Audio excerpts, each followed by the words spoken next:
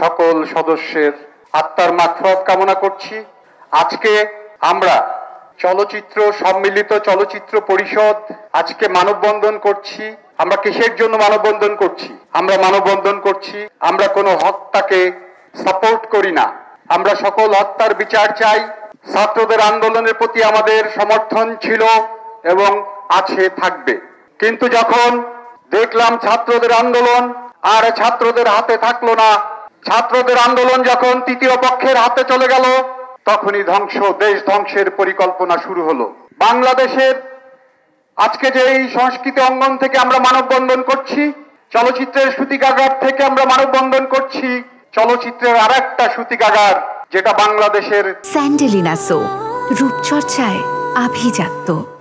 জন্মের সংস্কৃতি অঙ্গনের সূতিকাগার টেলিভিশন জ্বালিয়ে দেওয়া হলো। মুক্তিযুদ্ধের সমস্ত আর্কাইভে যত ফুটেজ ছিল সেগুলো ধ্বংস করার জন্য সেখানে অগ্নিসংযোগ করা হলো।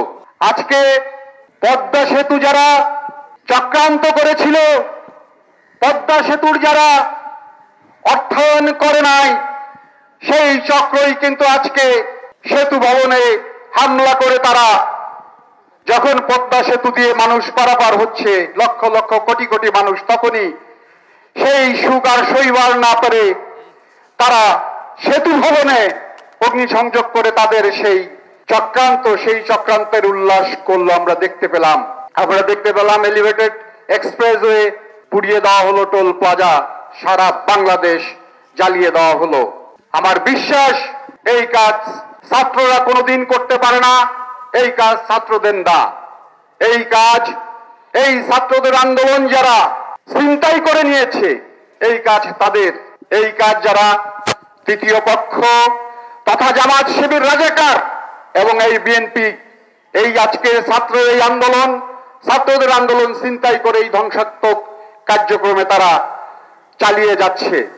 রাষ্ট্রের বিনাশ করার জন্য, রাষ্ট্রকে একটা অকার্যকর করার জন্য তারা যে পরিকল্পনা নিয়ে মাঠে নেমেছে, এখন সেইগুলোই চলছে। এখন আর ছাত্র আন্দোলন নেই, থাকার কথাও না। কারণ হচ্ছে ছাত্রদের আন্দোলন সরকার মেনে নিয়েছে এবং ছাত্ররা যা চেয়েছে তার চেয়ে অনেক বেশি ছাত্ররা পেয়েছে। আপনারা দেখেছেন আন্দোলনে, আপনাদের আন্দোলনের সংবাদ, আপনাদের দাবি দেওয়ার সংবাদ কারা প্রচার করে? সাংবাদিক ভাইয়েরা।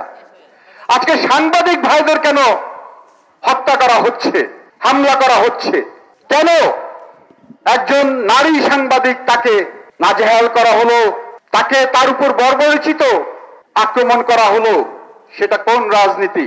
আপনারা জানেন একজন পুলিশ, সেও তো ভাই কোনো ছাত্রের বাবা, সে পুলিশে চাকরি করে আজকে সংসার চালাচ্ছে, তার সন্তানকে স্কুলে পাঠাচ্ছে, তার ছেলেকে তার মেয়েকে স্কুলে পাঠাচ্ছে চাকরি করে বেতন পেয়ে, সেও তো কোনো সন্তানের বাবা, তাকে কেন হত্যা করা হচ্ছে?